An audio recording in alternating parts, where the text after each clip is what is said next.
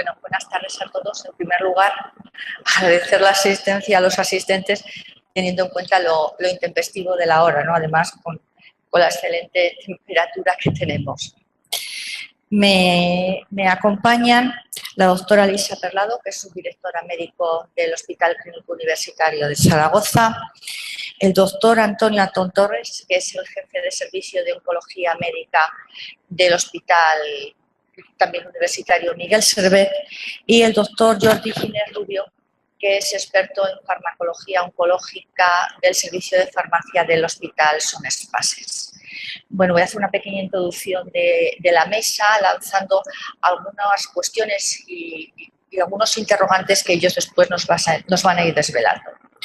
Todos sabemos la prevalencia y la incidencia de los tumores, del cáncer y de la supervivencia que se está, gracias a Dios, logrando, teniendo en cuenta todos los temas de diagnóstico precoz y de tratamiento.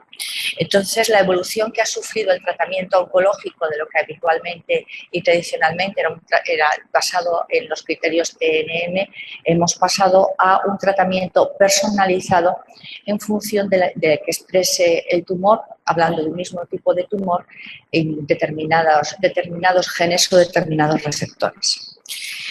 A partir de aquí se nos abre un nuevo mundo, teniendo en cuenta que como gestores y al fin y al cabo todos los profesionales que estamos en la sanidad tenemos una responsabilidad dentro de lo que es el gasto para hacer sostenible el sistema, y la parte que en farmacia en todos los hospitales nos está desviando el capítulo 2 es los servicios de oncología, todo lo que es la oncohematología.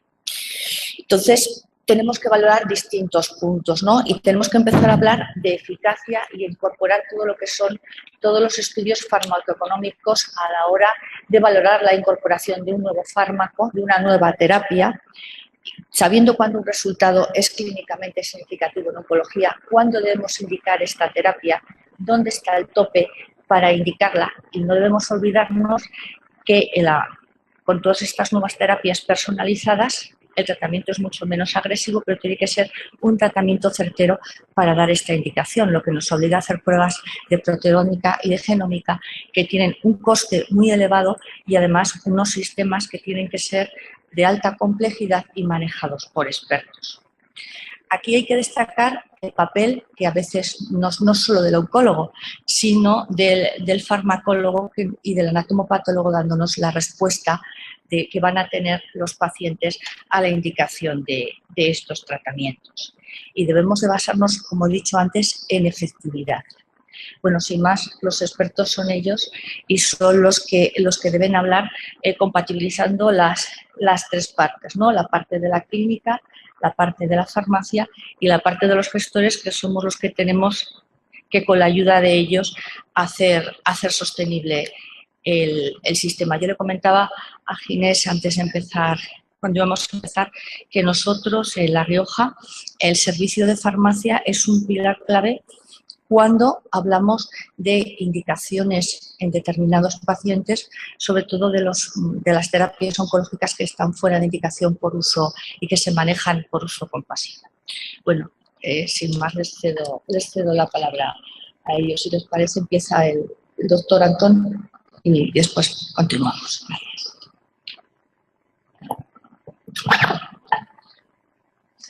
Pues, buenas tardes. Muchas gracias, Mariluz.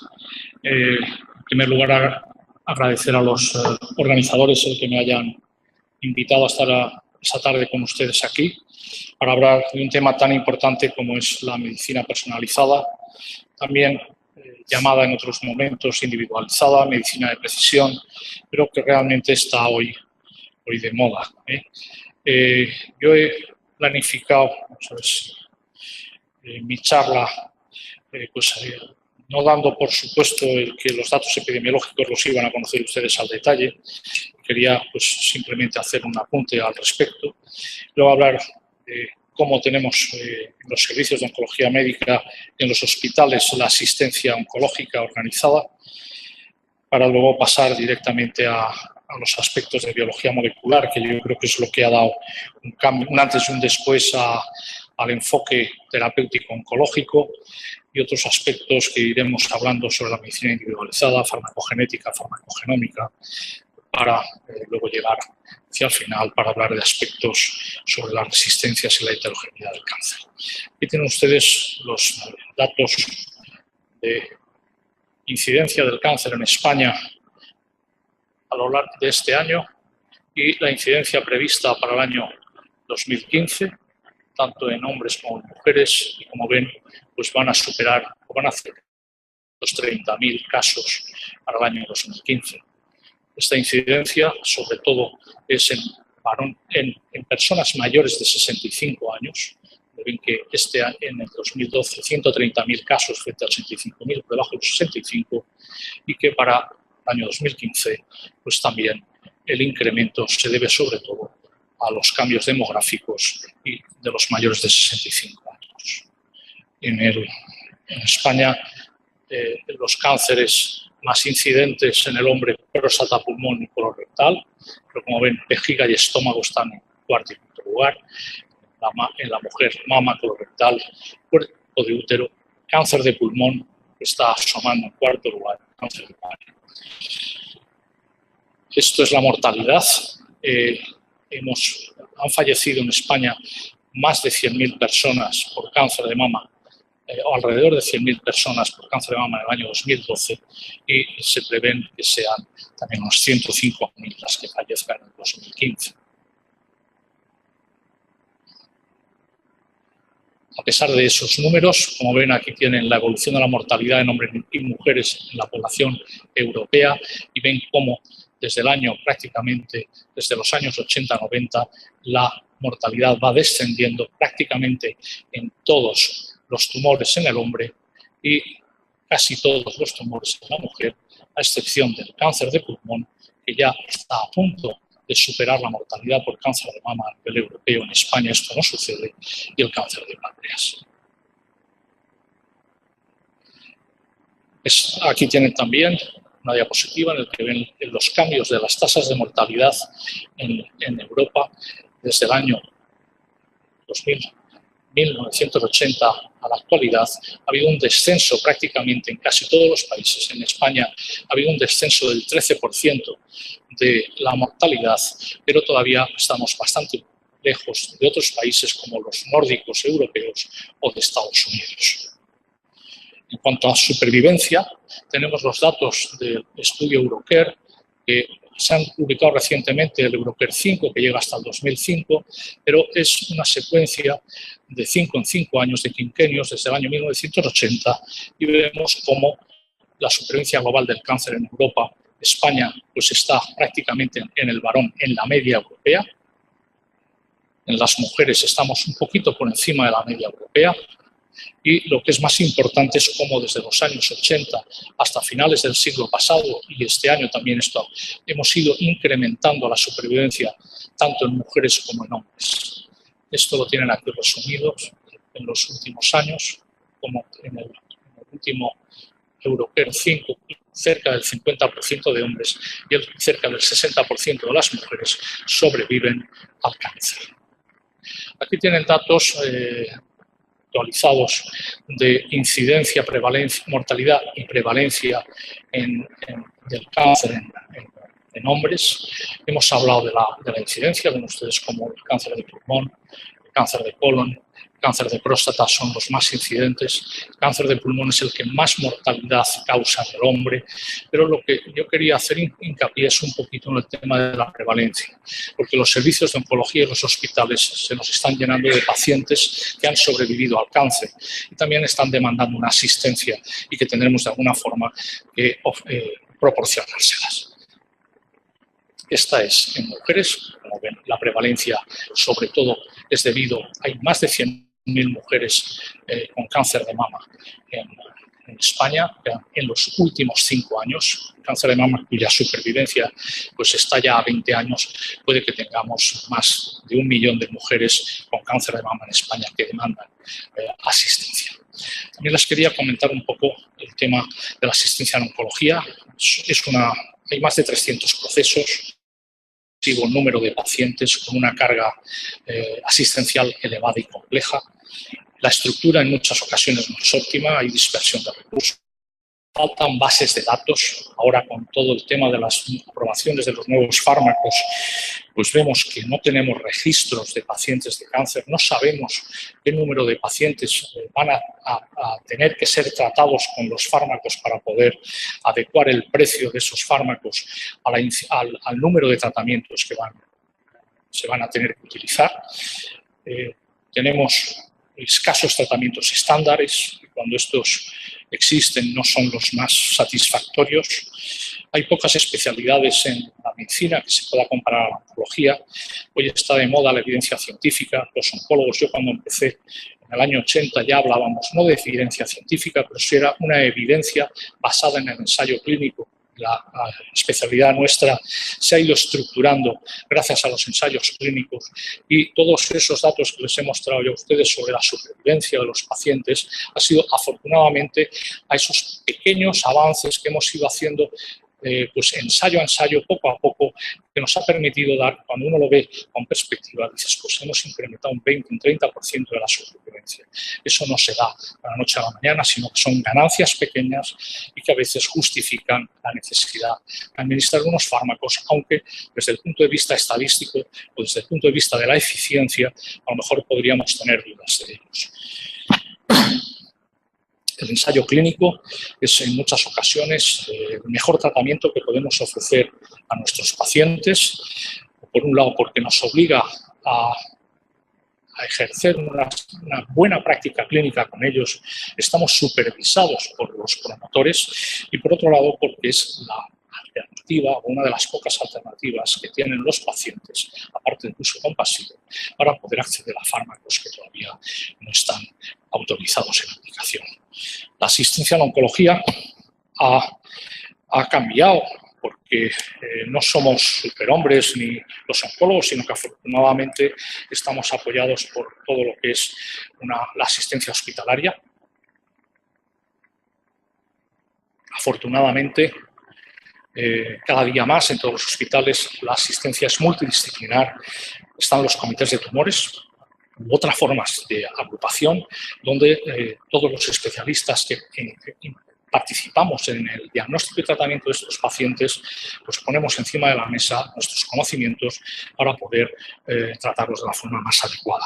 Allí nos reunimos el especialista médico, suele ser del aparato del tumor que sea, el digestólogo, el neumólogo, el urólogo, el especialista quirúrgico, el patólogo, la persona de radiodiagnóstico, medicina nuclear, oncología médica y radioterápica, en algunos de ellos también el farmacéutico.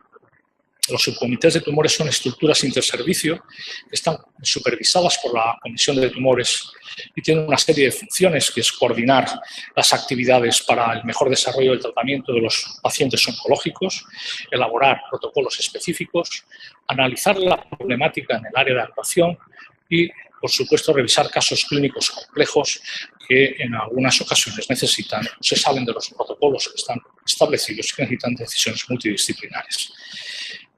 Los comités tienen presencia en la asistencia, pero también en la docencia y en la investigación.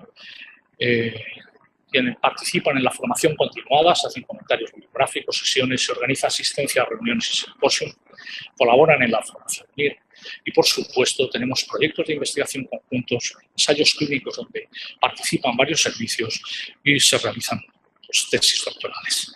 ¿Qué ventajas tienen los comités de tumores? Pues el planteamiento multidisciplinar, que se realiza de forma colegiada por expertos, que van a establecer un plan terapéutico único, que esto va a aumentar la coordinación, va a evitar la duplicidad de visitas y exploraciones, va a reducir los tiempos de espera entre las consultas y, sobre todo, disminuir la variabilidad terapéutica.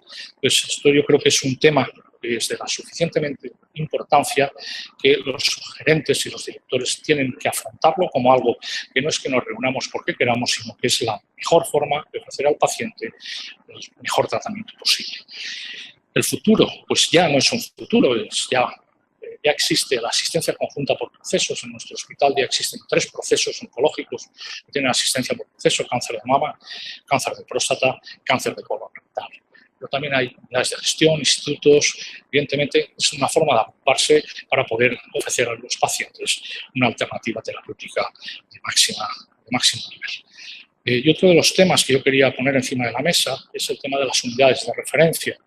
A lo largo de mi charla verán cómo cada vez vamos a ir individualizando más el tratamiento y al final los subconjuntos de pacientes son tan reducidos que yo creo que tenemos que hacer un esfuerzo para intentar que estos pacientes sean tratados, vistos desde el punto de vista a nivel nacional o a un nivel intercomunitario, donde haya la suficiente masa para poder realizar todos estos tratamientos de la forma más adecuada. El genoma humano en el año 2003 fue secuenciado de forma completa y esto ha implicado un antes y un después en muchas facetas de la medicina y, por supuesto, en la oncología médica. Todo esto ha sido debido también a un abaratamiento y a poder adquirir una serie de técnicas de análisis masivos de datos, van desde la PCR hasta la RT-PCR, la secuenciación, proteómica, microarrays, análisis de DNA tumoral, que son aspectos de gran importancia y que muchos hospitales, desafortunadamente, no están preparados para ello. Pocos son los hospitales que tienen biólogos y patólogos moleculares en plantilla. Este es un tema que también creo que tiene gran importancia. El tema de las muestras biológicas, si necesitamos muestras, y estas pues básicamente han venido desde los tumores. Muchas veces las biopsias y el espécimen que tenemos tumoral es mínimo, tenemos que aprovecharlo muy bien, pero afortunadamente hoy en día pues también podemos hacer análisis de sangres, de plasma, y con todo esto tenemos una serie de muestras que nos pueden llevar a una serie de diagnósticos. Otro de los hitos que se publicó en el año 2012, año 2014, es el Atlas del Cáncer, que un grupo de trabajo pues, hizo un esfuerzo para poder secuenciar una serie de tumores y, bueno, ahora mismo hay 12 tipos de tumores que están secuenciados, donde conocemos a través de una serie de plataformas complejísimas de análisis de datos, pues conocemos los genes que conducen a cómo ese cáncer va a evolucionar y cómo se va a producir el cáncer y que va a identificar una serie de dianas que nos pueden ser dianas terapéuticas.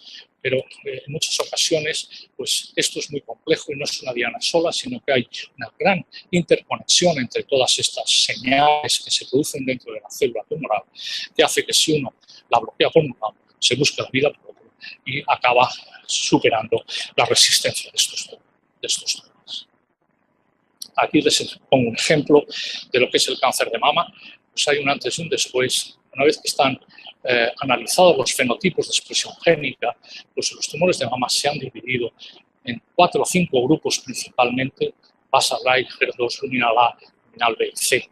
Pero hoy en día los basal-like, hemos visto que hay 12 tipos de tumores triple negativos que pueden tener diferencias entre sí que pueden hacer que sean tratados de forma distinta. Esta clasificación ya per se, estos son tumores no tratados solamente con cirugía, vemos cómo los tumores, dependiendo del tipo que sea, pues ya tiene una forma de evolucionar, una posibilidad de supervivencia. Eso también pasa con el cáncer de pulmón. Conocíamos como el no microcítico, donde agrupábamos a un grupo de pacientes con adenocarcinoma escamoso, célula grande. Hoy en día los adenocarcinomas tenemos más de 15 tipos de adenocarcinomas. Lo mismo pasa con los tumores escamosos. Y cada uno de ellos depende de las alteraciones biológicas que tienen y de esos genes que tienen estos tumores intrínsecamente. Y que además son dianas, como verán ustedes en alguna diapositiva posterior.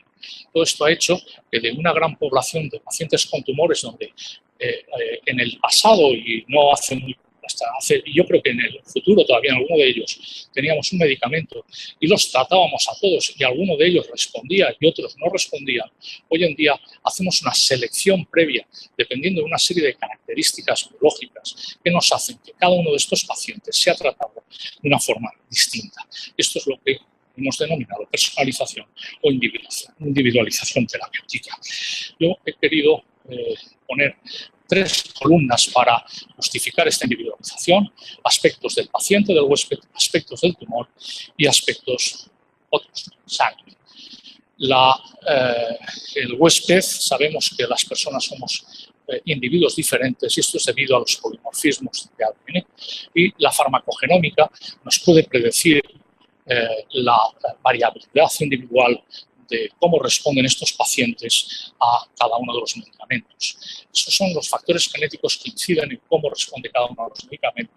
Es la ciencia que se ocupa de las variaciones interindividuales en las secuencias del ADN que están relacionadas con esta respuesta. Esto nos va a permitir optimizar la eficacia de los fármacos, nos va a limitar la toxicidad de los mismos, nos va a reducir los costes y, por tanto, mejorar la calidad asistencial. Esto es muy importante en oncología, donde el índice terapéutico es muy estrecho. El reto es conseguir que estas técnicas genómicas se estandaricen e integren en los sistemas de salud. Existen muchos ejemplos de polimorfismos localizados en genes que codifican enzimas y proteínas implicados en los fármacos antineoplásicos. Aquí les he nombrado por el famoso citocromo P450, que actúan en tamoxifeno, ciclofosfamida, lapatinib, por la 6-mercaptopurina, por la metiltransferasa, la dihidropyrimidina deshidrogenasa con las fluoropimidinas, hidrato sintasa, etcétera, etcétera. Estos son técnicas que están en la práctica diaria y se pueden realizar, y farmacogenética nos ayudaría a los médicos a prescribir la dosis correcta del medicamento correcto desde el inicio a cada persona y en cada enfermedad. Por otro lado, tenemos la biología molecular del cáncer. Como les he dicho, hay alteraciones en esta biología, es lo que conocemos como drivers, porque son las que conducen que esa célula se duplique, se reproduzca y que metastatice y que además se inhiba la apoptosis y que no muera de forma natural. Y estas dianas son las que de alguna manera, con una serie de fármacos, nos permiten el poder tratar estos tumores. Y luego hay otros aspectos que son terapias, plataformas multigénicas, que tienen más un factor pronóstico que predictivo de respuesta. Los fármacos biológicos en oncología son fármacos de diseño que están basados en las alteraciones moleculares. Evidentemente, esto tiene un boom debido al conocimiento de la biología tumoral. Creo que es el único camino de futuro en el tratamiento del cáncer y hoy en día podríamos clasificarlos con fármacos con y sin biomarcador. Los fármacos con biomarcador pueden responder si expresan el biomarcador, pero si no lo expresan no van a responder. Y esto es lo que se ha dado en conocer como oncofarmacodiagnóstico. Aquí les presento una serie de fármacos, desde las más conocidas y antiguas, que son las hormonas, los tratamientos hormonales. La diana son los receptores hormonales. Si una paciente con cáncer de mama no tiene receptores hormonales, no debemos de tratarla con hormonas porque no va a responder. Otros fármacos, el imatinib, sobre todo en la leucemia crónica, trastuzumab, lapatinib, pertuzumab, TDM1, GER2, erlotinib, gefitinib, dafatinib, anti-EGFR en cáncer de pulmón, cetuximab, ipilimumab, cáncer colorectal, tumores de cabeza y cuello, o los más recientes, como los inhibidores de BRAF, que es bemurafenib-vidabraf, el melanoma, que ha hecho que esta enfermedad mortal, necesidad hasta hace muy poco, pues hoy en día tengamos visos de poder curarse. Mismo de VIP, Hodgkin, carcinoma vasocelular. Estos son otros fármacos que no tienen diana, que también son fármacos biológicos, evidentemente, pues también los estamos utilizando. En el aspecto oncofarmacodiagnóstico, estos son todas las dianas que necesitamos poder tener acceso a ellas para poder diagnosticar a nuestros pacientes, para poder ofrecerles estos fármacos. Y estas dianas y estos diagnósticos, pues a veces es la propia farmacéutica la que nos facilitan su determinación, sobre todo de forma inicial, porque si no hay diana, no hay prescripción. Pero creo que este es un tema que luego podríamos ahondar un poquito más, porque creo que deberíamos ir a un modelo distinto, donde esto pues, fuera satisfecho por el propio servicio de salud. Por lo tanto, hoy en día la oncogenómica tendríamos disminución de toxicidad con todos los enzimas de metabolización del individuo y buscar un incremento de actividad con las dianas moleculares tumorales. Las plataformas multigénicas son firmas genéticas que sobre todo son factores pronósticos. Todavía hay muchas en investigación, otras están comercializadas. Ustedes conocerán Oncotype, MamaPrint en cáncer de mama. También hay una variabilidad por comunidades, dependiendo, hay algunas que las tienen incorporadas a las carteras de servicio y otras no. Oncotype es un test que es adecuado para mujeres con un diagnóstico de cáncer de mama temprano, con presencia de receptores de estrógeno y gránulos negativos, y que nos puede ayudar a identificar a aquellas mujeres que se pueden beneficiar de la quimioterapia cuando se añade al tratamiento hormonal, y que ya muchas guías de práctica clínica las incluyen en su forma o para el diagnóstico. Aquí tienen pues, en qué se basan, Oncotype son 21 genes, MamaPrint son 70, Oncotype nos da una lectura, nos da una cifra que nos dice esa paciente cuál es el score de recaída, la posibilidad de recaída en los 10 años, y dependiendo de ello pues los clasificamos en bajo riesgo, riesgo intermedio y alto riesgo. Y dependiendo de dónde caen, pues esto nos ayuda a intentar utilizar un tratamiento u otro. Por regla general, las pacientes de bajo riesgo no se benefician de la quimioterapia y sí de la monoterapia y viceversa. Esto es MamaPrint, clasifica en 2 grupos, no en 3, buena y mal pronóstico.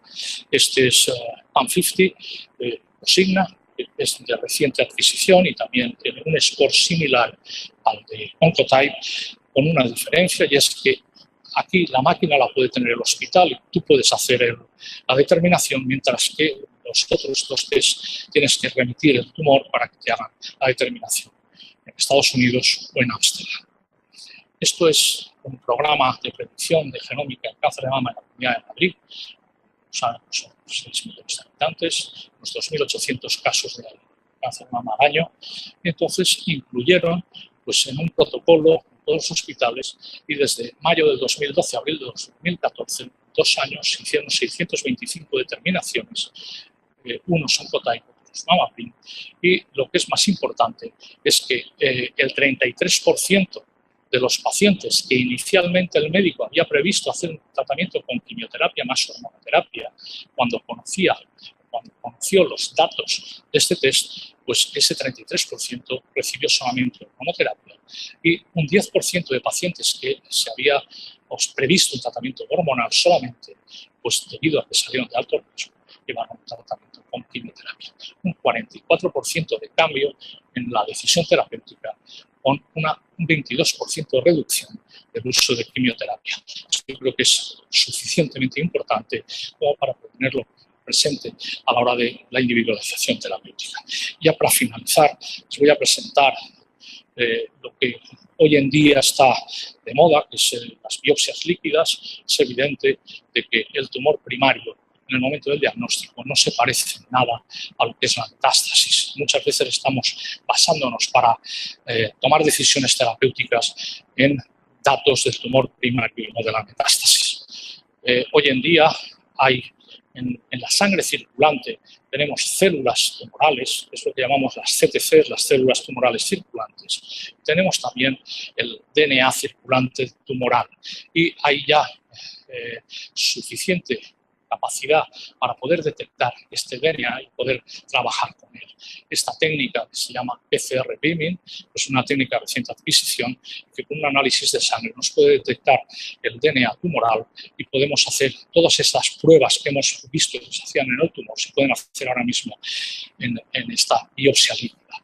Y todo esto nos va a permitir, con toda esta adquisición, el poder definir qué pacientes son respondedores, qué pacientes van a tener reacciones adversas, cuáles no son respondedores, y poder tomar decisiones terapéuticas. Me van a permitir que pase estas diapositivas rápidas, porque quería llegar al final y eran casos que les ponía de cáncer de pulmón y de mama, pero por el tiempo vamos a ir un poco al final.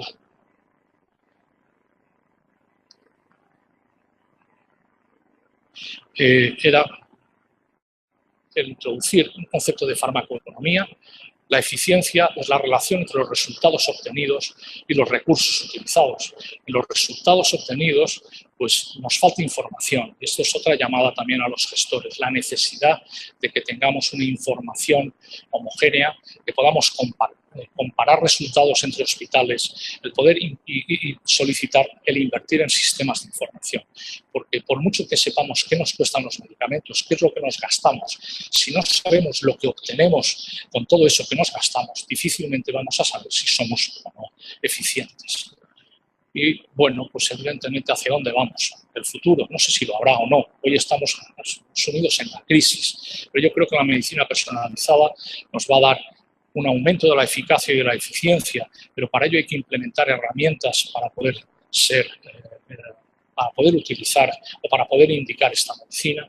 El oncofármaco diagnóstico es algo que tenemos ahí, que está totalmente desorganizado y que es hora de que a lo mejor hayan plataformas nacionales que de alguna manera nos puedan permitir acceder a todos a ese diagnóstico, ya sea el españolito de un pueblo de Teruel o de la capital.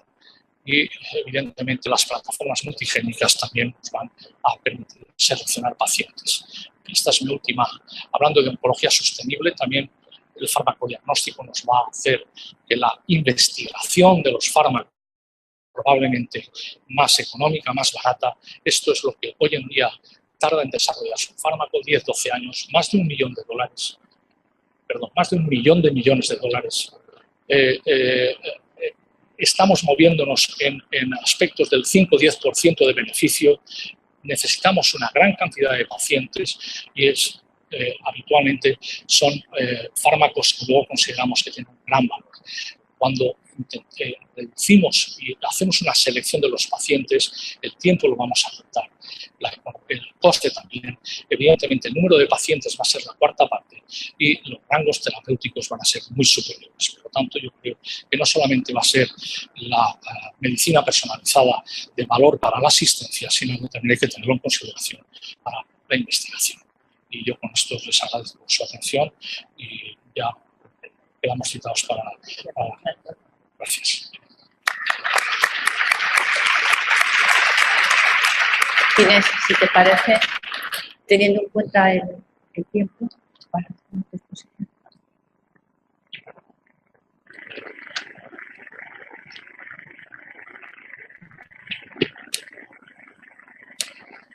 Muchas gracias, Mariluz. Gracias a AstraZeneca por patrocinar este simposio. Por mi parte, bueno, siguiendo, este es el índice que voy a presentar en la charla, un poco qué es medicina personalizada, qué es, y ya lo ha adelantado, creo, con mucha claridad el doctor Antón. ¿Qué ejemplos tenemos en oncología de este tipo de medicina? ¿Cuándo un resultado es clínicamente significativo en oncología? Un poco por encima lo que es la evaluación económica en oncología, si se trata de un caso especial, si debemos seguir haciendo caso a las reglas de decisión y dónde ponemos el umbral coste-efectividad en este tipo de fármacos, los retos y las oportunidades que este tipo de medicina ofrece al farmacéutico de hospital y unas reflexiones finales. Bien, ¿qué es la medicina personalizada? Pues ya lo hemos hablado antes. Cuando antes dábamos pacientes con el mismo diagnóstico, se les ofrecía el mismo tratamiento, había algunos que se beneficiaban, otros que no, otros que tenían toxicidad y otros que no. Y esta es la base, por tanto, de la medicina personalizada. Es decir, poder realizar un genotipado, poder separar estos pacientes en función de sus características clínicas y poder ofrecerles un tratamiento óptimo y dirigido a cada uno de los pacientes. Sabemos de estas diapositivas del año 2001, pero sabemos que en el caso de los fármacos antineoplásicos, hasta un 75% de los casos que reciben el tratamiento inicial no responden al mismo, ¿no? Este es un trabajo de hace 13 años. Pero esto es mucho más antiguo todavía. Si nos remontamos a los tiempos de Pitágoras, él recomendaba no consumir habas porque aparecían casos de anemia hemolítica en algunas personas después de ingerirlas. Esto fue en principio el primer concepto de variabilidad interindividual y la primera observación escrita relacionada con la farmacogenética. Lo que ocurría es que había en determinadas personas un déficit de una enzima, la glucosa 6-fosfato deshidrogenasa, que originaba esta anemia hemolítica. Finalmente, en el año 2000, precisamente en el año 2003, concretamente, finaliza la secuenciación del genoma humano después de una inversión de aproximadamente 2.700 millones de dólares, lo que facilita un poco el tema del que estamos hablando. En definitiva, la medicina personalizada en oncología no es más que un modelo de tratamiento del cáncer donde las decisiones terapéuticas sean guiadas por atributos moleculares de cada paciente. Y ello va a tener repercusión no solo en la eficacia, sino también en la seguridad y, por supuesto, también en lo que sería la eficiencia. Tenemos muchos ejemplos en oncología, los pasaré rápidamente. En cáncer de mama ya hemos hablado de, hay aproximadamente un 20 o 30% de las pacientes cuyo tumor primario sobreexpresa ER2 y pues la aparición de fármacos como trastuzumab y actualmente como pertuzumab ha mejorado mucho la supervivencia de la misma. Este es el estudio de Cleopatra en el que se ER2, no solamente con trastuzumab, un fármaco que ya se viene utilizando desde principios del año 2000, sino también ahora con la incorporación de pertuzumab, un fármaco que además permite impedir la heteroinfección de ER2 con ER3 y mejora, por tanto, la supervivencia libre de progresión de las pacientes. En cáncer de pulmón, los ejemplos de los inhibidores tirosinquinasa intracelulares como gefitinib, erlotinib y más actualmente afatinib. Sabemos y se han descrito mutaciones en el gen EGFR, entre las que destacan la deleción del exón 19 o la mutación puntual L858R del exón 21. Un ejemplo de ello del pronóstico y valor predictivo es el estudio PAS, un estudio realizado en pacientes asiáticos donde se ve claramente que estos fármacos funcionan únicamente en aquellos tumores con mutaciones activadoras del dominio tirosinquinasa del receptor EGFR. Se ve claramente que los pacientes con esta mutación funcionan mucho mejor con gefitinib. Sin embargo, en pacientes sin esta mutación, la quimioterapia convencional sigue siendo el tratamiento de elección. Más recientemente, en esta comunicación de ASCO de este año, de la Sociedad de Oncología Americana, corresponde a datos de afatinib, tanto en los ensayos clínicos LUX-LUM3 como en LUX-LUM6, donde se ve que en aquellos pacientes con la deleción 19 se obtienen medianas de supervivencia global superiores con afatinib con respecto a la quimioterapia convencional de más de 12 meses. En cáncer de colon, los ejemplos de cetuximab y panitumumab, con anticuerpos monoclonales que bloquean el receptor EGFR. La importancia de la investigación posterior, y sobre todo en el descubrimiento del gen KRAS y en función general de todos los genes RAS y de BRAF, sabemos que había pacientes que funcionaban con estos fármacos, pero otros no. Precisamente aquellos que no funcionaban son aquellos en las que en la señal intracelular se producen o hay otras mutaciones a nivel de otros niveles intracelulares. Cuando se analizó los datos del estudio PRIME con panitumumab, solamente se tuvieron en cuenta aquellas mutaciones del exón 2 y entonces únicamente se aprobó el fármaco en aquellos casos en los que KRAS era wild type, es decir, no estaba mutado. Cuando análisis retrospectivos posteriores se han tenido en cuenta otras mutaciones de KRAS en otros exones, otras mutaciones de NRAS, pues se ha visto cómo la población que se beneficia de este fármaco se va reduciendo cada vez más, vamos afinando cada vez más. Del 100% de pacientes, en la primera comunicación del ensayo PRIME, solamente se benefician aquellos pacientes que tienen wild type KRAS en el exón 2, ese 58,5%, y en los posteriores resultados, cuando únicamente se ve beneficio en aquellos pacientes que son wild type RAS, es decir, que no tienen mutado ni KRAS ni NRAS, bajando la proporción de pacientes que se benefician del 58,5 al 48,3. Estos corresponden al mismo ejemplo, donde ya cuando se analizan únicamente aquellos pacientes wild type RAS, se obtiene ya beneficio estadístico significativo en supervivencia global. Por el contrario, en aquellos pacientes que tienen mutado RAS, ya sea en KRAS o en NRAS, la edición de este anticuerpo monoclonal es deleterio, es decir, funciona peor añadir el anticuerpo monoclonal que la quimioterapia sola. Y un ejemplo es esta gráfica donde puede observarse cómo la mediana de supervivencia global es superior con la quimioterapia sola que con la quimioterapia asociada al anticuerpo monoclonal. Como resumen de este estudio, se puede decir que el 17% de los pacientes que eran KRAS wild type en exón 2 también presentaban una mutación en otros exones de RAS, que RAS wild type obtiene beneficio de la adición de panitumumab a la quimioterapia, tanto en supervivencia libre de progresión como en supervivencia global, pero en aquellos pacientes con RAS mutado, panitumumab resulta deleterio, es decir, es mejor dar quimioterapia sola. Por tanto, RAS mutado sigue siendo un factor predictivo negativo para el tratamiento con un fármaco anti-EGFR. Y en cuanto a BRAF mutado, pues es un factor no predictivo, pero sí pronóstico. En definitiva, esto ha llevado a cambios, en la ficha técnica del fármaco. Antes hablamos de que panitumumab estaba indicado para el tratamiento de pacientes con carcinoma colorectal con KRAS no mutado, es decir, KRAS wild type, y esto, con los últimos datos que les he presentado, ha obligado a un cambio en la ficha técnica del mismo, donde se afina un poco más y se habla ya de pacientes con RAS no mutado.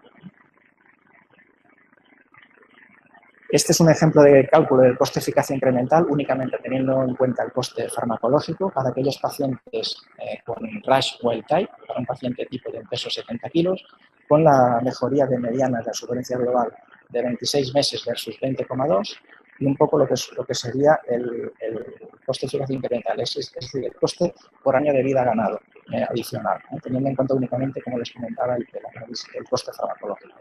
En este caso nos iríamos a los 35.000 euros por año de vida ganado. En el ensayo Crystal, en el que la diferencia es que la quimioterapia, en vez de ser FOLFOX, es FOLFIRI, y el anticuerpo monoclonal, en vez de ser panitumumab, es cetuximab, pues algo de lo mismo. Cuando disponíamos de los primeros datos del estudio, únicamente en aquellos pacientes en los que se había determinado si KRAS estaba mutado o no en el exón 2, pues este sería el coste-eficacia incremental, nos iríamos a más ya de 60.000 euros por año de vida ganado. Cuando afinamos mucho más en aquellos pacientes con únicamente RAS wild type, pues nos vamos a un coste-eficacia incremental prácticamente de la mitad, prácticamente de 28.000 euros por año de vida. Bien, ¿cuándo un resultado podemos considerar que es clínicamente significativo en oncología? Me gusta a mí mucho este artículo publicado en el año 2001 por Alberto Ocama, en el que habla un poco de saber diferenciar en los ensayos de oncología del beneficio estadísticamente significativo, es decir, cuando la P es menor a 0,05 o el intervalo de confianza del 95% del hazard ratio no atraviesa el 1, del beneficio clínico, es decir, de la relevancia clínica, entendiendo como tal aquella mínima diferencia observada entre el tratamiento experimental y el control que nosotros vamos a considerar como clínicamente relevante. Este corresponde a una publicación del JCO, del Journal Clinical Oncology del 2014, donde la Sociedad Americana de Oncología Clínica organizó varios grupos de expertos en los que se trataba de decidir, de debatir dónde ponían este dintel de la relevancia clínica. Pues cogieron estos 5 escenarios clínicos y, como pueden observar, en casi todos ellos el hazard ratio está por debajo de 0,8 y el incremento en la mediana de supervivencia global pues se mueve en función del escenario clínico entre 2,5 y 6 meses. A nivel del ámbito nacional disponemos de esta publicación del doctor Camps Herrero de Valencia, publicada en el Clinical Transition Oncology, donde 35 expertos oncólogos españoles pues debaten también un poco sobre dónde debe ser o dónde está ese nivel de relevancia clínica. Ellos hablan de que para tumores con una mediana de supervivencia de menos de 2 años se podría considerar clínicamente relevante un incremento de 3 meses tanto en la mediana del tiempo hasta la progresión o en la mediana de supervivencia global. Y en aquellas con más de 2 años de mediana de supervivencia, este incremento debería ser al menos de 3-4 meses en tiempo hasta la progresión o de 4 o 6 meses cuando hablamos de supervivencia global.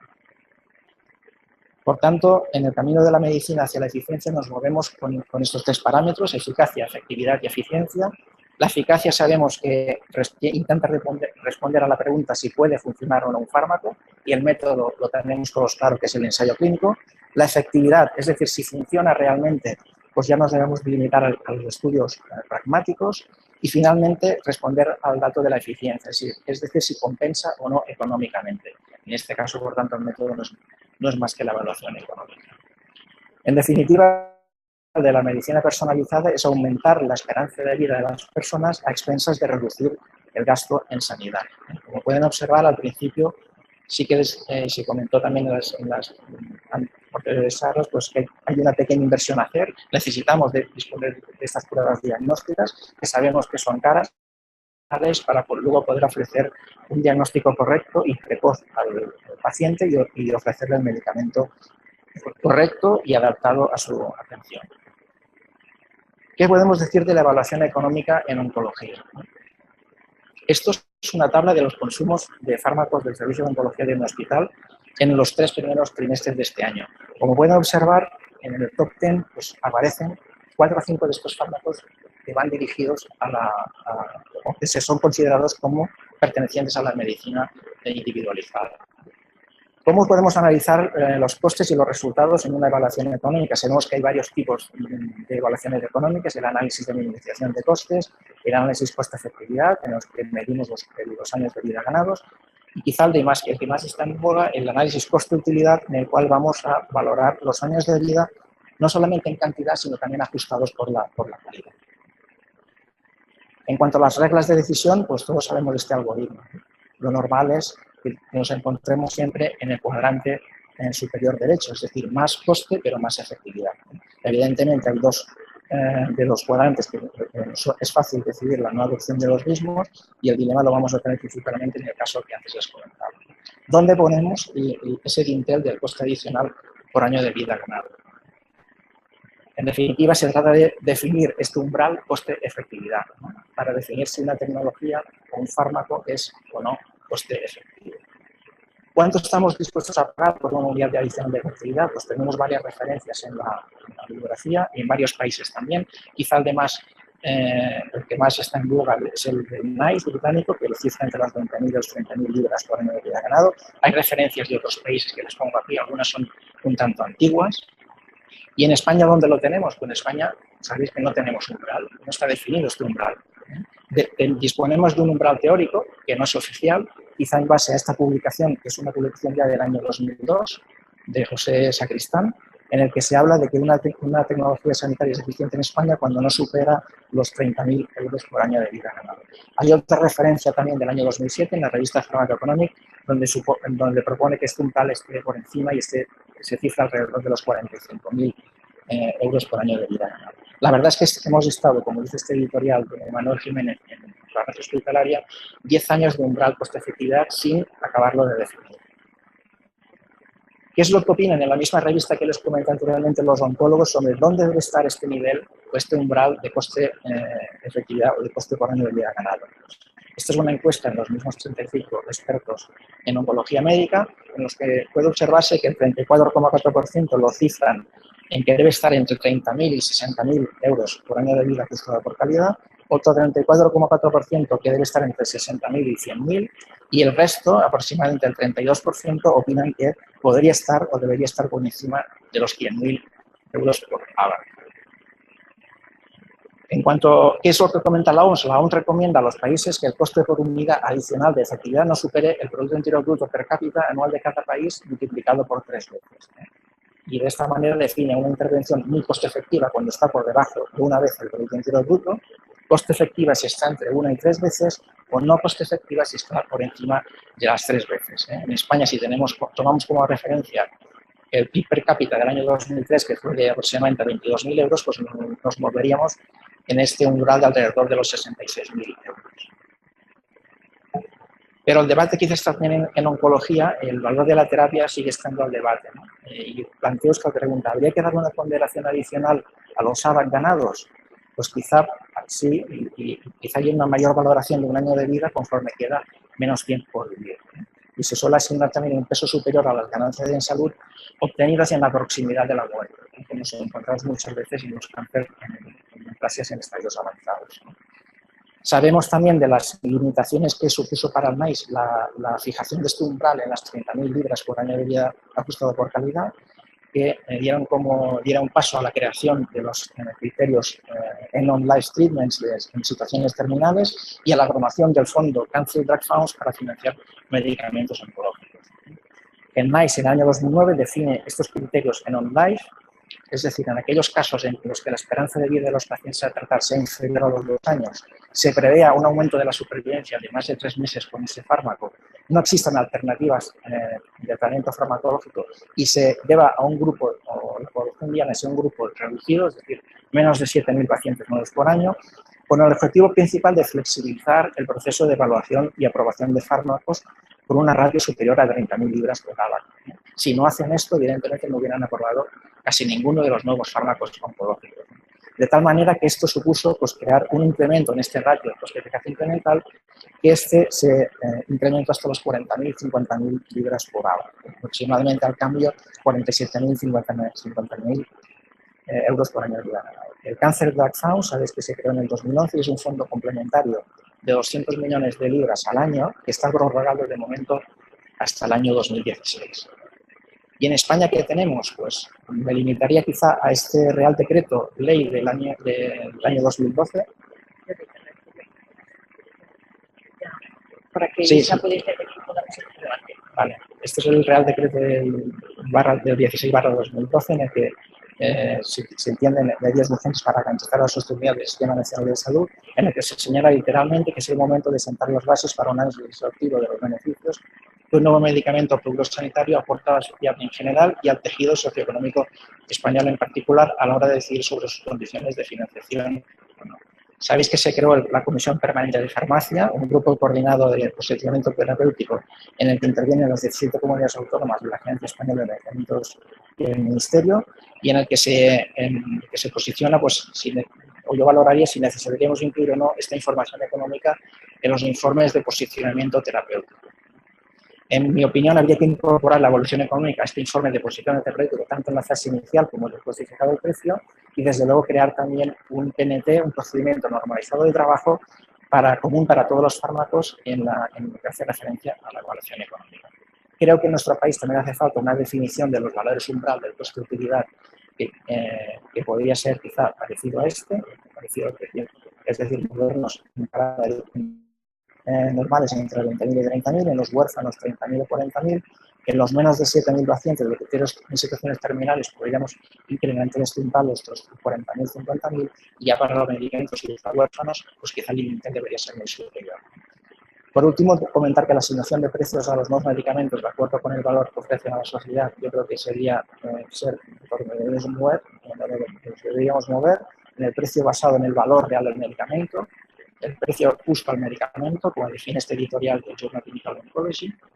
La importancia del registro de pacientes, lo comentó también el doctor Antón antes, comentar también avanzar en un modelo flexible de fijación de precios y de financiación pública de los nuevos fármacos. Se trata de crear sistemas que permitan en el futuro comenzar a pagar por resultados en salud, pasar de lo que sería de la eficacia a la efectividad y ajustar el grado de financiación en función de la indicación en la que se emplee y al resultado que se obtenga.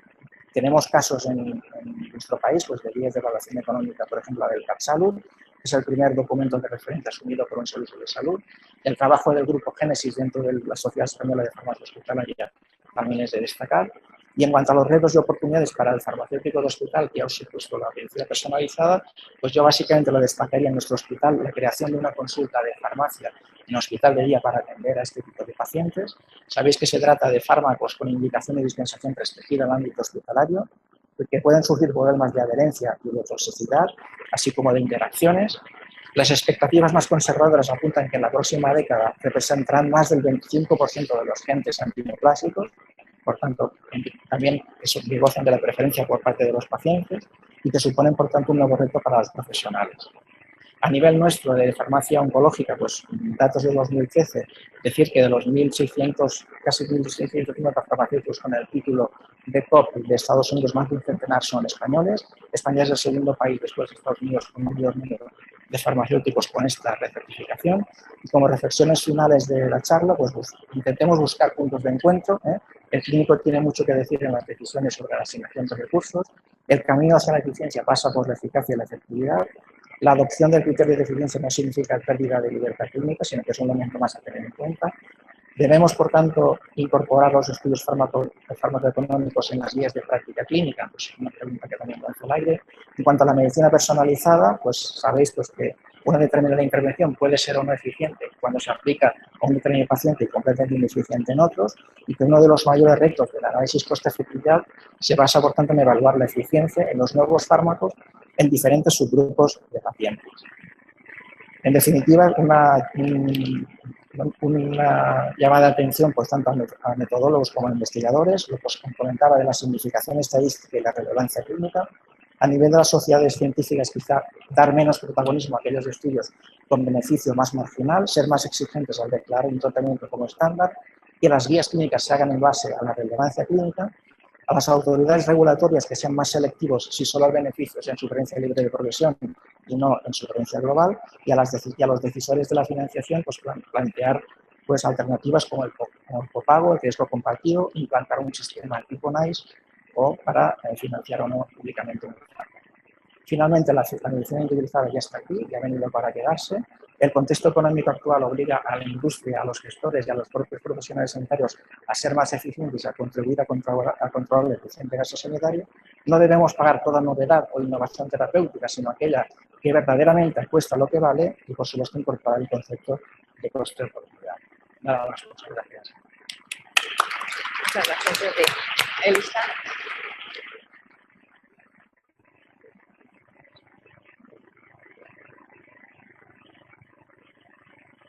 Buenas tardes. Lo primero deciros que evidentemente no soy el doctor Garrido de Alcorcón, soy Elisa Perlado, soy directora médica del Hospital Clínico de Zaragoza, y cuando me pidieron que viniera a sustituirle, dije que sí, porque creo que después de dedicarme desde el siglo pasado a la gestión, quizás os pueda dar algún motivo para pensar. No creo que os enseñe muchas cosas, pero sí a pensar.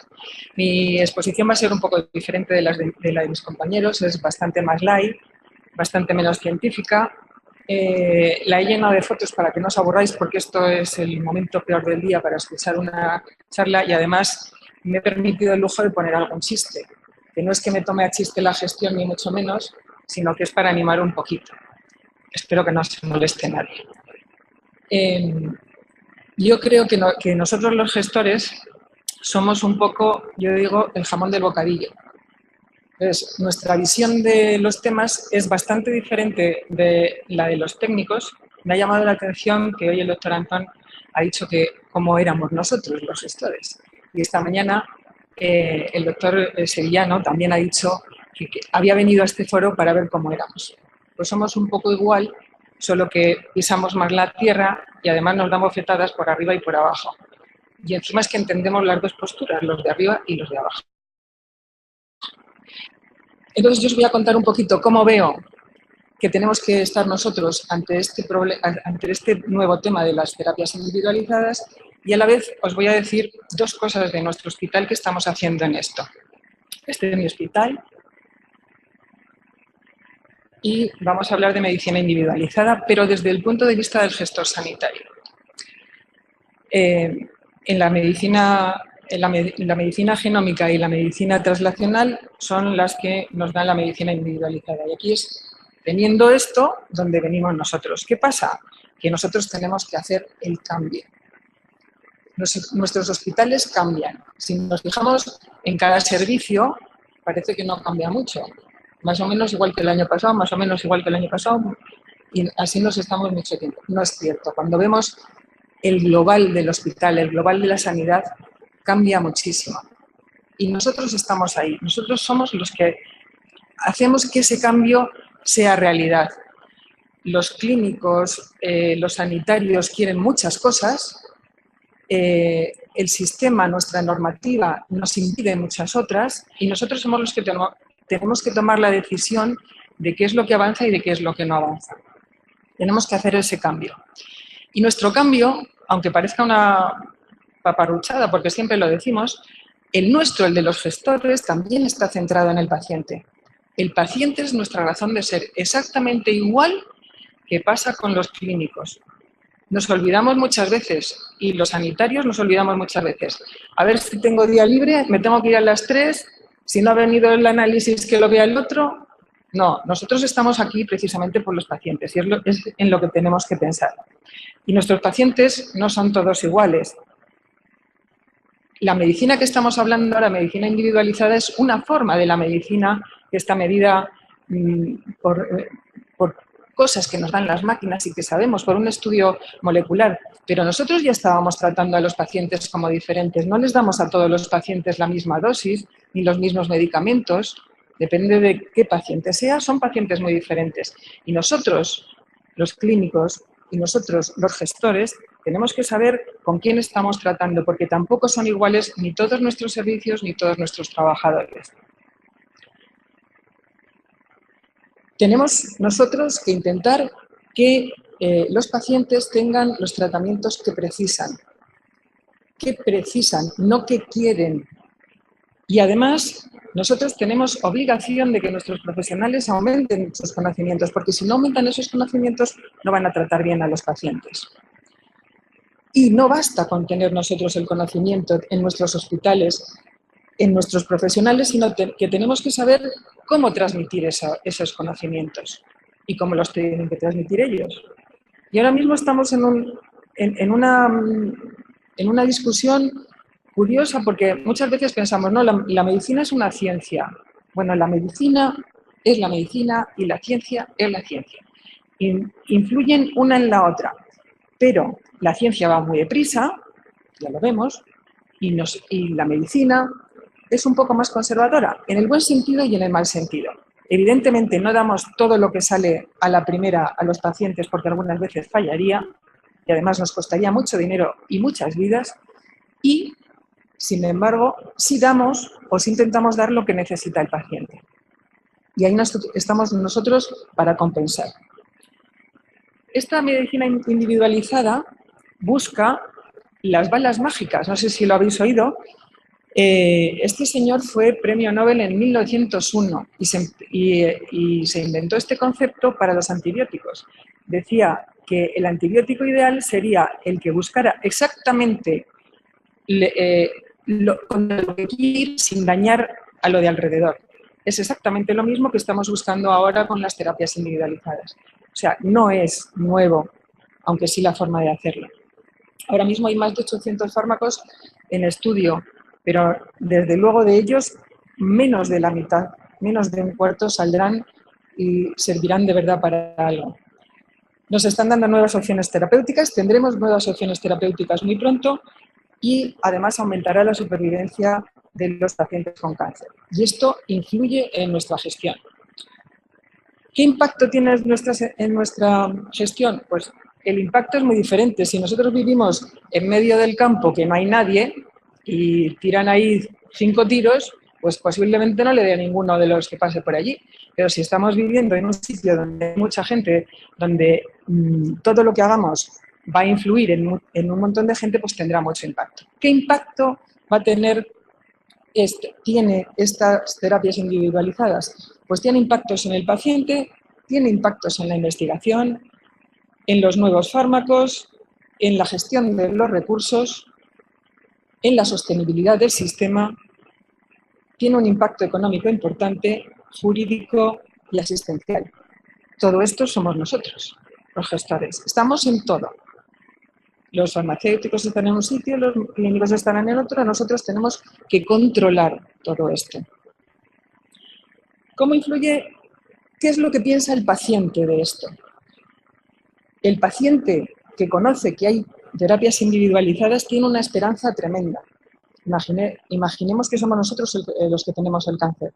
Sabemos que van a encontrar un medicamento para nosotros que nos va a ir bien y todo el mundo lo queremos. Y además queremos que esa aplicación sea generalizada, como han dicho mis compañeros, no que sea para uno porque tiene dinero pues lo puede comprar, sino que todo el mundo que lo necesite tenga opción a tenerlo. También se quejan por el desconocimiento. El desconocimiento general, el desconocimiento de algunos de nuestros profesionales, el desconocimiento de los gestores y el desconocimiento también de los pacientes. Ahora mismo los pacientes saben muchísimo, ven en internet, ven cosas y algunas veces nos dejan un poquito sorprendidos.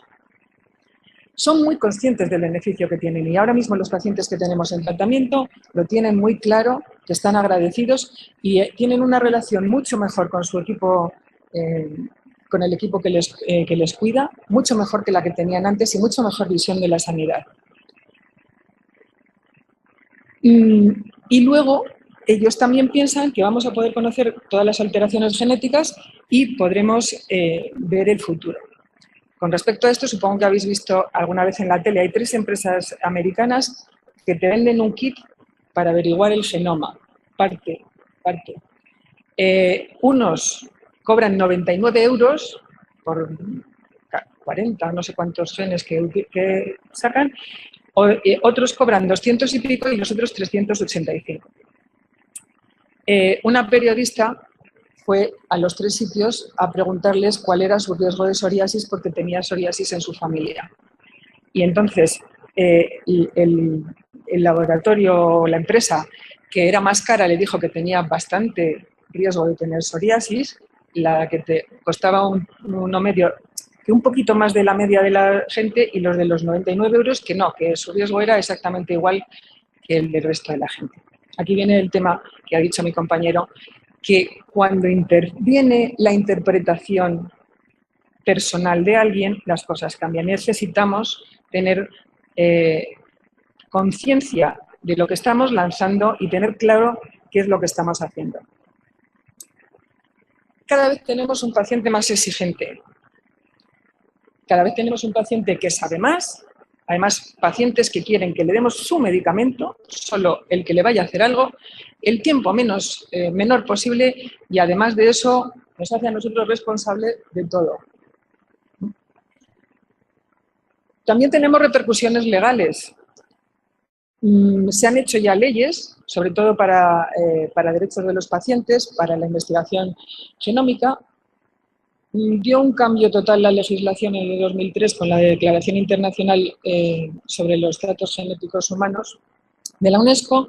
Ello dio pie a las recomendaciones del Consejo de Europa, y ahora nosotros en el 2007 ya salió la Ley de Investigación Biomédica, y ahora los comités de bioética, diversos comités de bioética, ya tocan el tema y ya tienen claro que tienen que estar en ello. ¿Qué repercusiones económicas tiene? Pues podemos decir que hemos pescado un pez de ese tamaño y decir, hemos pescado un pez, y que el pez sea enorme, ¿no? Pues evidentemente hay gente que pesca ese pez y dice que tiene un tiburón, y hay gente que pesca ese pez y dice que no pesca nada. Quiero decir, hay ya muchos profesionales que piensan que estos tratamientos individualizados van a colaborar a la sostenibilidad del sistema, porque vamos a dar tratamiento solamente a las personas que les vaya a hacer algo de verdad, totalmente seleccionadas, con lo cual les haremos menos daño y además no le daremos tratamiento a la gente que no lo necesite. Y hay quienes dicen que ahora mismo todos los estudios que hay tienen poco aumento de la supervivencia y son muy caros. En esto se basaron, lo que ha dicho mi compañero Ginés antes, el Reino Unido, para decir hasta aquí llegamos, y entonces cortaron tratamientos de cáncer si excedían de un precio determinado. Parece ser que los resultados posteriores fueron que había más mortalidad de cáncer que en el resto de Europa, con lo cual se han replanteado si lo habían hecho bien o no. ¿Qué pasa con nuestras facturas? ¿Por qué aumenta la factura? ¿Por qué nos asfixia? Pues nos asfixia por muchas cosas. Hay un aumento de la incidencia de cáncer, evidentemente. Hay un incremento de la prevalencia. Hay cada vez tratamientos más efectivos, con lo cual los pacientes que antes se morían ahora se mueren menos y nos duran más. Eso es muy bueno, pero gasta dinero. Como el cáncer ahora se ha convertido en una enfermedad crónica, los pacientes, además del cáncer, tienen otras cosas que necesitan tratamientos también. Los nuevos fármacos hasta el momento son más caros. Hay nuevas indicaciones de tumores que antes no se trataban, y todos los fármacos que se inventan nuevos son más caros que los anteriores. Hay fármacos para las metástasis, por ejemplo, para las óseas. Hay que dar tratamiento de soporte, además de la quimioterapia. Hay nuevas indicaciones para la quimioterapia, y además hay muchas personas que tienen seguros privados, pero luego cuando tienen un cáncer, y además ese cáncer es grave, vienen al sistema público. Con lo cual el sistema público es el que se carga con los fármacos más caros y con los tratamientos más caros. Pues aunque nieve, lo que tenemos que hacer es que no nos asfixie y tenemos que controlar el gasto. Para eso hay que conciliar el impacto económico que nos va a producir con los intereses de los profesionales y de los investigadores por avanzar.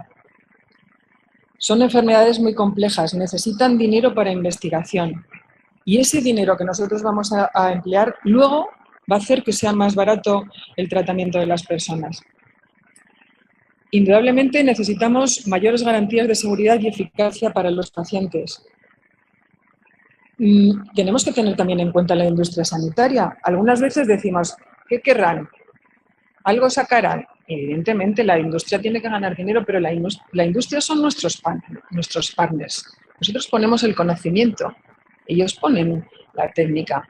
Tenemos que colaborar con ellos, no podemos ser enemigos de ninguna manera. Es la única manera de avanzar. Y luego, además, tenemos que pensar que si esto va bien, va a haber un aumento de la demanda asistencial. Todos hemos oído, por ejemplo, en la televisión, que la gente quería el tratamiento del virus de la hepatitis C.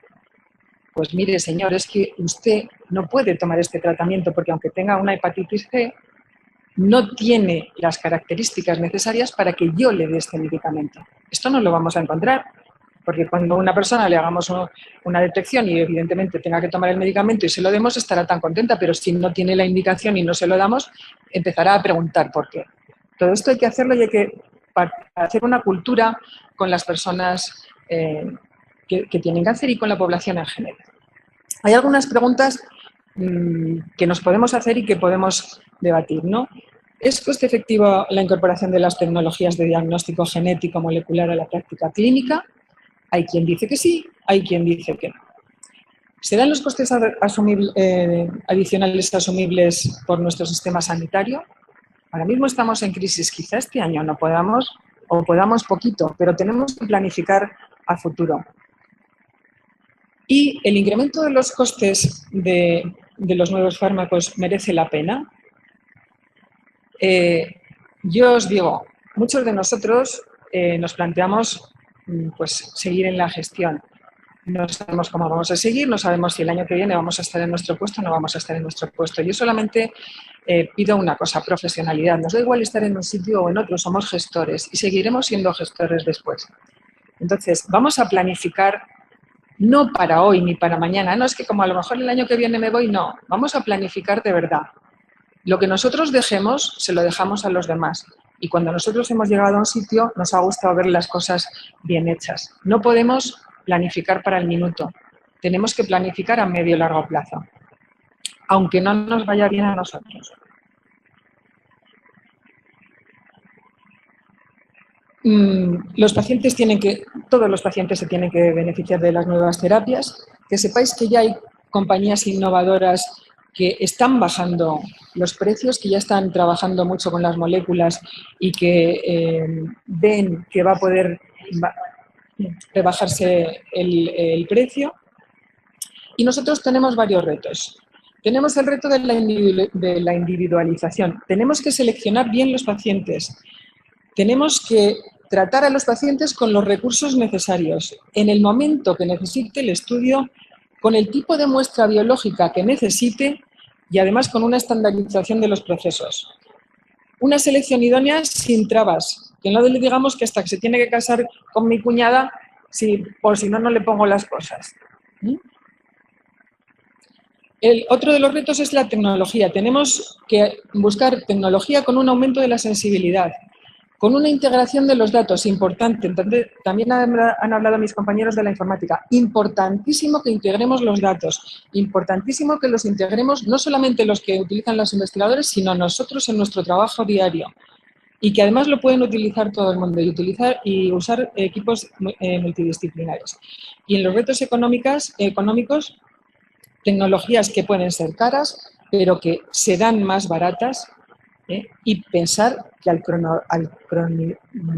hacerse crónicos pues van a gastar más dinero. Tenemos que asumir el gasto, sí o sí. Y, por último, los retos éticos. La confidencialidad, cómo informamos a los pacientes, compartir y saber informar adecuadamente al paciente. Le echamos algunas veces la culpa de que no entiende y somos nosotros los que no explicamos bien.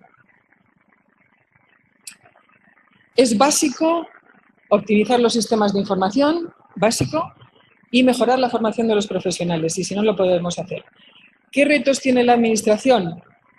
La investigación, las nuevas técnicas, los tratamientos, coordinar los niveles asistenciales, porque los crónicos van a primaria, crear los biobancos y asumir gastos en época de crisis es complicado, muy complicado, pero está ahí el reto. Y nosotros, que no somos más que una madre, que debemos ser una madre los gestores, tenemos los retos de hacer una especialidad pluridisciplinar que ya se ha creado, que es la genética, introducirla en nuestro sistema sanitario. Se ha creado en julio, no nos ha dado tiempo, pero tenemos que hacerlo. Y las barreras legales para la obtención de recursos tenemos que sobrepasarlas e intentar hacer otras cosas. Y, sobre todo, que nosotros los gestores sanitarios nos impliquemos. Tenemos muchas barreras. Tenemos barreras organizativas, tenemos barreras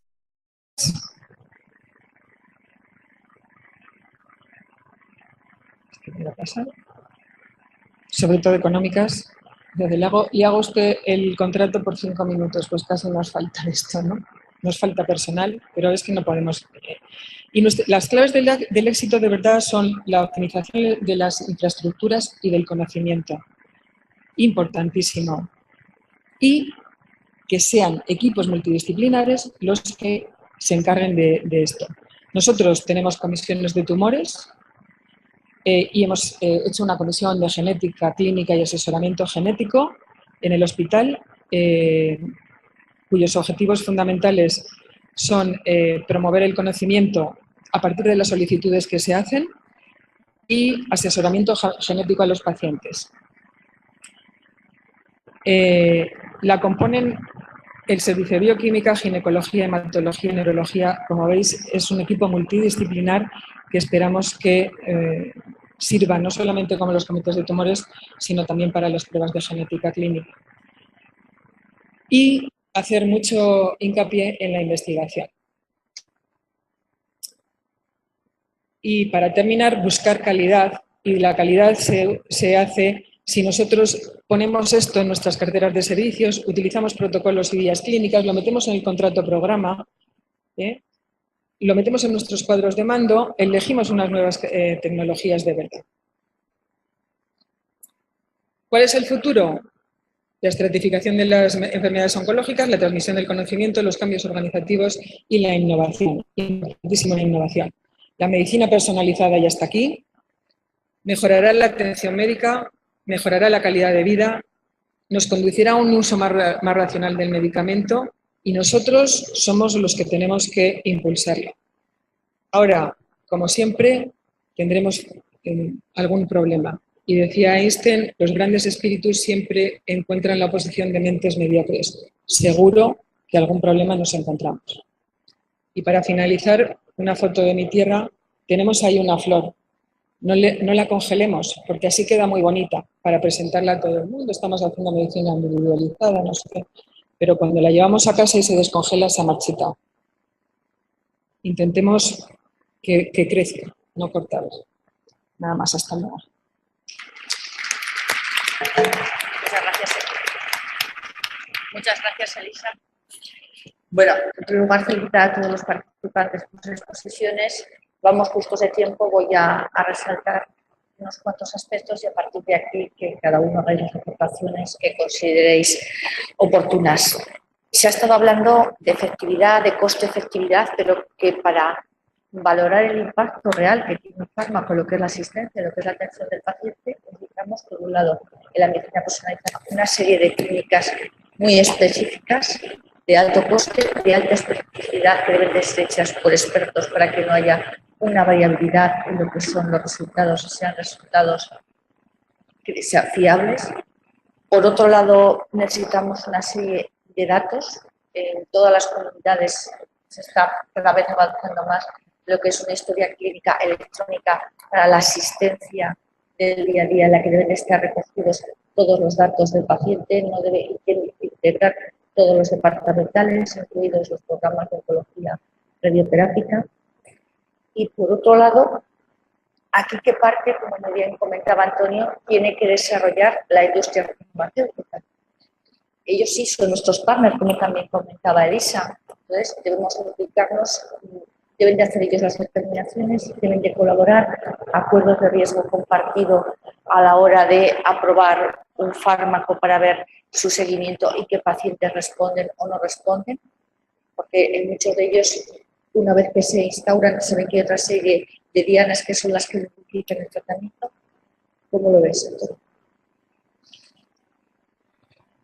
Lo veo que es complejo, es complicado. España tiene 17 sistemas de salud, pero luego cada hospital y cada servicio quiere ser el jefe y tiene su reino de taifas. Aquí echamos a los árabes hace años, siglos, pero nos quedamos con muchas de sus formas de organización. Y esto yo creo que es algo que los gestores tenéis que cortar de raíz. Tú has dicho que estas técnicas son caras. Yo no he dicho que sean caras, porque además toda la tecnología era carísima. Antes, el hacer la secuenciación de una persona, el genoma de una persona valía $1 millón. Hoy por $1.000 te lo hacen. Además, por $99 te dan tu genoma aplicado para ver si tienes o no tienes sobrepeso o vas a desarrollar sobrepeso, psoriasis, etcétera. Es decir, que hoy en día la tecnología se ha abaratado muchísimo. Lo que no puede ser es que todos hagamos de todo.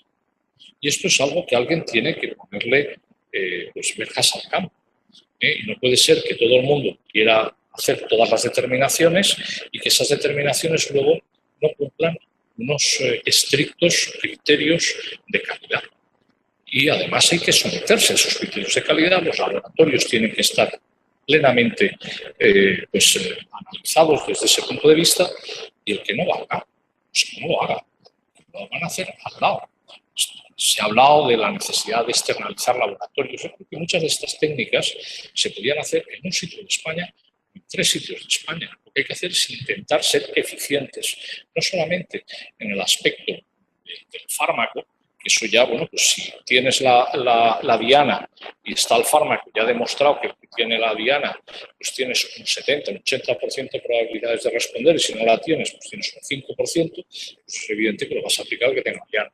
Pero tengo que asegurarme que esas dianas sean reales y que además cuando me digan que esté. Si luego resulta, y es que no estaba, es que la técnica, es que...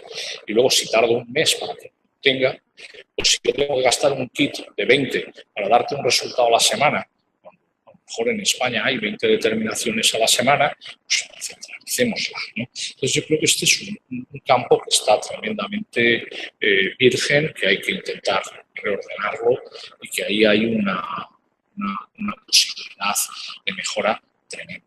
Sé que la Sociedad Española de Oncología Médica, junto con la Sociedad Española de Anatomía Patológica y el Ministerio de Sanidad, están trabajando en aspectos de este tipo, pero no sé al final dónde llegará. Porque luego son las comunidades y los hospitales y los gerentes los que autorizan o no autorizan, y a veces no solamente se autoriza o no se autoriza, sino que en el laboratorio yo esto lo pido por fungible, me traen los kits, los uso, doy el resultado. Señores, por favor. Yo creo que esto es un tema de una entidad tan importante que hay que, de alguna manera, atajar. Si está en su cartera de servicios, ofrézcalo, además sea riguroso con él y démelo en tiempo y hora. Y si no, márchese, déjelo a otro. Yo creo que esto es un tema de gran importancia. Bueno, esto yo... Los acuerdos de riesgo compartido, esto ya no es hablar de medicina personalizada, esto es hablar de técnicas de incorporación de fármacos. Yo creo que hoy en día hay muchas casas comerciales que están por la labor, pero probablemente no en la medicina personalizada, no cuando existe una diana. Es decir, hay otros fármacos que no tienen diana, que son biológicos, que son caros, donde no sabemos quién tiene más posibilidades de responder o no responder. Y ahí a lo mejor es donde hay que hacer acuerdos de riesgo compartido y que el laboratorio que ha sido incapaz de incorporar y de determinar una diana terapéutica que diga que tienes una alta probabilidad de respuesta a ese tratamiento, asuma que si el que no responde, no lo pague. Y el que responda se encarga usted de su factura. Yo creo que sí que hay también campo y que hay posibilidades de trabajar esos aspectos, pero claro, ahí pues están los laboratorios que quieran hacerlo. Yo creo que los clínicos estaremos encantados porque es una forma de poder disponer de ese fármaco que de otra manera sería mucho más caro. Y creo que las gerencias y los servicios de farmacia también están por la labor. Yo creo que en España hay ya algunos servicios que están haciendo contratos de riesgo compartido en algunas patologías. Lo que pasa es que todo esto en España pues, se lleva también con mucho oscurantismo y si lo hace Cataluña, que no se enteren los de al lado, no sea que me lo van a pedir, pues, seamos también sensatos y serios, ¿no? Y pongámoslo encima de la mesa. Yo creo que opacidades pocas y desde las tarjetas que pagas cada vez menos, ¿no? Porque esto hay que ponerlo encima de la mesa y ser transparentes. Pero sí, yo apuesto por los contratos de riesgo compartido totalmente.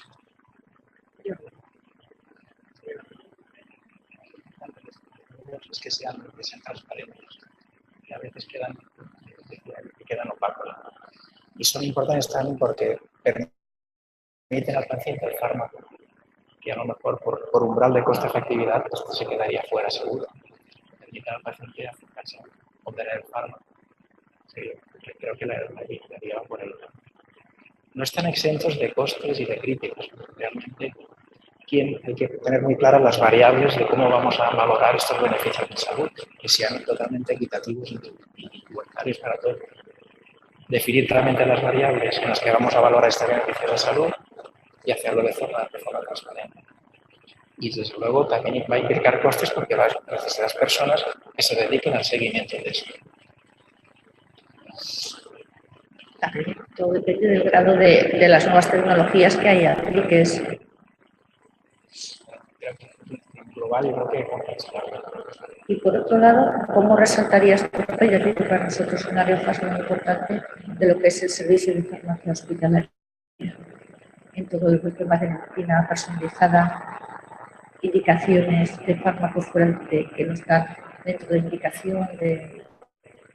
Nosotros en concreto en nuestro hospital, cuando tenemos un flavor fuera de indicación, lo solicita el oncólogo. Nosotros hacemos por parte del servicio de farmacia un informe, tanto de la evidencia de la que se dispone en lo que se va a utilizar, del coste económico que puede suponer para el hospital. Este informe lo firma el jefe de servicio de oncología, el jefe de servicio de farmacia y se informa a dirección médica, que es la que decide finalmente si se aplica el fármaco. Esta es nuestra forma de funcionar con la Elisa. La Comisión de Farmacia tiene una subcomisión y esa subcomisión se reúne, estoy yo en ella, la jefe de servicio de farmacia, una médico de oncología y otra de UCI, y revisamos todos los informes y somos nosotros los que decimos sí o no y luego lo pasamos al director para que se está de acuerdo en decirme, pero indudablemente después de haberlo trabajado desde la comisión, pues no ha dicho nada. Sí, bueno, yo estaba hablando de off-label, ¿no? De fuera de indicación, pero aquí en Aragón, yo creo que al menos en mi hospital sí que se cumple esto. Todos los medicamentos que superan un coste tienen que ser aprobados por la Comisión Asesora de Evaluación del Medicamento, que es una comisión a nivel autonómico. Y allí llegan los tratamientos con indicación, donde lo que se evalúa es si la indicación está adecuada. Porque cuando tú analizas las solicitudes de las indicaciones, te das cuenta que a veces no cumplen los criterios de indicación. Y esto no solamente se está haciendo en Aragón, sino que en la Comunidad Valenciana también hay un board de oncología donde se evalúan esas peticiones. Y esto sirve además de educación, porque el médico cuando le han rechazado 2 porque no cumple criterios de indicación, al tercero se lo piensa y sobre todo se evalúa previamente y ve si cumple o no cumple, porque sabe que si no se lo van a rechazar. Pues fuera de indicación pues es un tema más personalizado, más delicado, ¿no? Y en muchas ocasiones es que el paciente no tiene otras opciones y bueno, pues es una opción. Aunque siempre es bueno el ponerlo encima de la mesa, porque a lo mejor hay ensayos clínicos donde ese paciente puede participar, se puede beneficiar de un tratamiento de otra forma no pudiera recibir y es algo que yo creo que también es importante. Yo había un tema que quería tocar y era el tema de los ABAC, ¿no? Él ha presentado una publicación de la Fundación ECO, que es la Fundación por la Excelencia y Calidad en Oncología, de la que yo soy patrono, y soy uno de esos 35 que fuimos entrevistados para...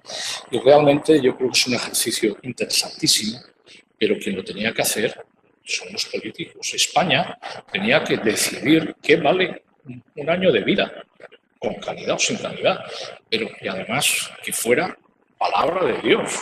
Pues esto es lo que vale, señores, y esto es lo que estamos dispuestos a pagar por un año de vida. Los profesionales podemos tener nuestra idea de si es clínicamente relevante o no lo que podemos alcanzar con ello, pero al final, el precio del agua, no somos los profesionales que tendríamos que ponerlo. Creo que es una decisión política y una reflexión y que se pusiera para España, no para una comunidad u otra. El tema de los últimos años, los últimos meses, tal, pues esto, bueno, es una maniobra que han hecho NICE, que ha sido muy criticado, pero los ingleses son los primeros que le pusieron, costamos tanto, y entonces las farmacéuticas saben que si no cumplen, no entran. Entonces, ¿qué es lo que pasa? Que han inventado lo de los años últimos, los meses últimos de vida, exacto, end of life, para poder tener unos fármacos que cumplan, pero también las farmacéuticas se han dado cuenta que se reduce. El tema del precio de los fármacos, no solamente de España, el precio de los fármacos es un debate a nivel mundial. En Estados Unidos han salido, no solamente en publicaciones médicas, sino en periódicos, bueno, el Herald Tribune, y, pues en el que de alguna forma han salido editoriales al respecto. Porque al final vamos a ser buenísimos, vamos a saber muchísimo de todo esto, vamos a tener unos fármacos fantásticos y estupendos. Señores, ¿quién lo va a pagar? ¿Quién va a poder ponérselo? Porque todo esto estábamos hablando de una molécula, pero ahora en melanoma, el venurafenib, el dabrafenib, que es un inhibidor de BRAF, va estupendo, pero cuando lo juntas con el tramatenib, que es un inhibidor de MET, pues hemos visto que es la hostia. Ya se suben las curvas, se separan. Pues señores, si uno vale 10.000 euros y dos son 20.000 euros al mes, ¿quién va a poder pagar ese tratamiento? Pues, esa es la cuestión que queda encima de la mesa. Yo creo que coger el toro por los cuernos, hay que saber qué es lo que estamos dispuestos a poder pagar para la salud. Y luego otra reflexión es que cuando uno analiza el PIB y lo que España se gasta en sanidad, pues es bastante menos que los países de nuestro entorno. En estos últimos años de crisis no hemos gastado más, la sanidad se ha contenido, se han reducido las facturas, no hemos incrementado el gasto. Todo eso está ahí, es un esfuerzo que hemos hecho todos, los sanitarios, los gestores, mucha gente. Pero es evidente que esto lo puedes aguantar un tiempo, luego va a ser imposible poderlo mantener. Vamos a tener que gastar más y vamos a tener que invertir más. Es otra de las cosas que hay que preguntarle a la población y a los políticos. ¿Qué se quieren gastar ustedes en sanidad? La oncología, en un estudio de la Sociedad Española de Oncología, creo que han sido 4.300 millones de euros lo que se ha gastado en la oncología en España, que es un porcentaje relativamente bajo y pequeño de lo que es el gasto en sanidad. Entonces, yo creo que las cosas están ahí, los números están ahí y las decisiones son lo que habrá que tomar. Estoy casi de acuerdo en todo contigo, pero no hay una cosa. Yo creo que no son los políticos los que deben decidir, sino, como has dicho tú al final, debe ser la sociedad la que decida. Porque es muy curioso que cuando vas a ponerle una prótesis a un paciente de 90 años y te dice, no, es que, y te cuesta un dinero, si le preguntaras a la familia y le dijeras, bueno, ¿paga usted la mitad? Bueno, igual no hacía falta, ¿no? Entonces, yo creo que es una reflexión que debería de hacerse en la sociedad muy importante. ¿Qué es lo que nos queremos gastar en sanidad? Y a partir de ahí que los políticos dijeran esto.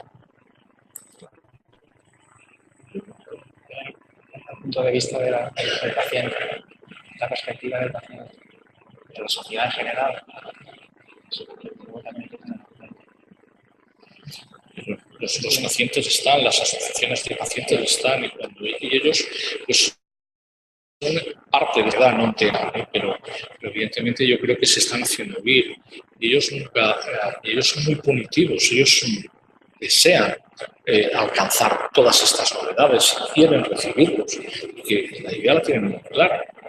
Pero yo creo que ahí hay, bueno, pues la anuencia o no del resto y hay que ponerle el cascabel al gato. ¿Alguna pregunta por parte del público ya para terminar? ¿Sí?